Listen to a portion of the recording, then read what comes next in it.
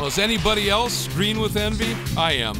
And all of those cars are looked after cradle to grave by the folks from Porsche Motorsports North America. 2 races every weekend. We'll be back with round 6 when we come back to the Autobahn Grand Prix, the Autobahn Country Club, Joliet. Don't go anywhere.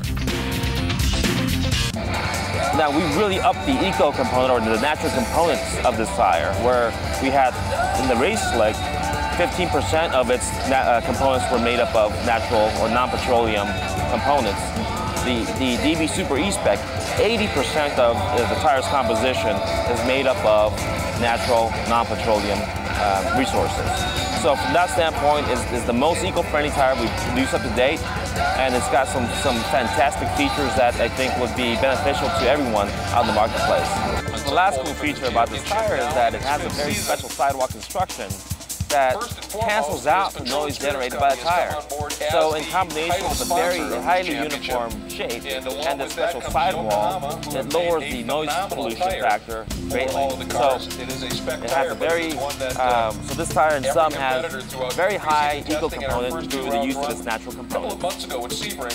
Lower rolling resistance, and also lowers noise pollution. So when you put it all together, it's the most eco-friendly tire we've produced. It's the most eco-friendly tire that's out of the marketplace now. And the special thing of that is more and more of those we can get on passenger cars, the better for the environment, and that's the future of motorsports, I think. Meanwhile, time to get to racing. Round 6 about to unfold. Martin Snow to your right, Bob Faeda on your left, leading him up to the starter stand. The green is waved by John Slagle of BBS Wheels, and this field underway, and once again, boy, Martin times it beautifully and just eases ahead. Martin Snow, another successful day for you here at Autobahn. Were you feeling that pressure from Bob Faeda at all? Oh, I felt the pressure. You always do when Bob's behind you. Bob doesn't make too many mistakes, you know, and you have to keep an eye on your mirrors. And I would try to get enough of a gap where I knew that he couldn't make a pass, but I couldn't seem to ever get away from him. You know, sometimes I would gain, you know, 4, 5, 6 car lengths, and then I'd think, well, I can relax a little bit, and next thing you know, he'd be right in my mirrors again. And there was a twice somebody lost some oil out on the track, and so that was I had to be extra cautious there, and then he'd catch me in that, and you know, we kind of went back and forth with that. But yeah, Bob put plenty of pressure on. We ran good lap times right till the yellow came out. As we head into the second half of the championships, what's going to be important to keep in mind? Just getting good, consistent finishes. I think that preparation on the car, being consistent, you know, I don't think it really matters if you battle for that. It's nice to get that first place finish, but it's better to finish second than not at all. So we have to really be careful with that, especially if I'm going to run this car in hail and mess on the same weekend. So I got to get through the first 2 races to get to the third one. It makes it a little tougher in the same car. He is so quiet and underspoken, but man, when that helmet goes on, he is something else. Meanwhile, look at the rest of our Platinum Class results. Curtis Hennef again, tremendous battle before the caution came out. Sposato right there, Holden Lecefra, also his first start in this series. We welcome him, and of course Rodriguez after the incident and the contact with the parked car of Landis. But nonetheless, the Platinum Class, as expected, putting on some incredible racing here. And of course, the Gold Cup class did not disappoint either, with some phenomenal racing. This time prior to the caution, Brian Wong had opened up a little bit of a margin in his Quicksilver Porsche over Melanie Snow in her Universal Industrial Sales snow racing entry, and Joe Policastro Sr. a podium. And was that great to see indeed. Pelachowski and Landis complete the top 5. Dan Landis in 6th with the incident. Jay Policastro and Greg Landis also having some problems and falling out of the pack. But up front, it was Brian Wong with his 2nd win of the year. I'm coming out here to win every race I can, but in the beginning it was kind of tough. We had a battle, but once I got that gap, I just put my head down and maintained it and cruised home to an easy victory.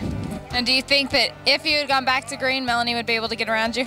I don't know. You know, I was hoping it wouldn't, but we would have had to see how the cars played out. But I had a good car. The Osco Motorsports Quicksilver team gave me a great car to me, and I just brought it home to another victory. Well, he certainly did. Boy, did he. Let's take a look now at our Yokohama ENVR1 Points Championship table. Faida, Snow 1-2, the margin 2 points. Why? Snow's the only guy with a third. The rest are wins and seconds. Beaker, Pagery, and Kuros with Carlisle coming on. Then 11th on back, Hennef, Spasato, Holden, Pickering, and Ed Brown, and then Peter Lesefra. Again, looking forward to some of these guys who made their first starts here this weekend, hopefully hanging around, because they certainly showed some tremendous pace.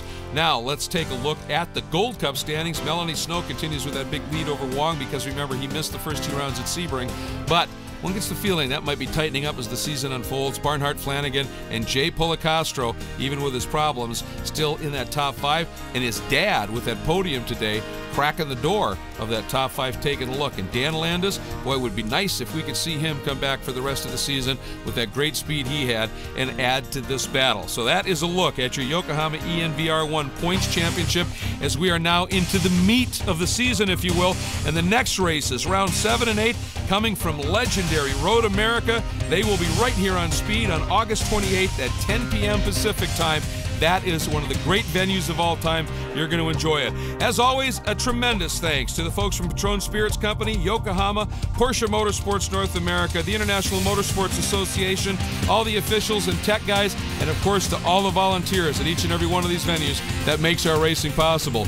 We will see you next time from Road America. Congratulations to our winners and all the competitors that made this weekend's racing so intense. I'm Greg Creamer. Thanks for joining us. We'll see you at Road America. Take care, everybody.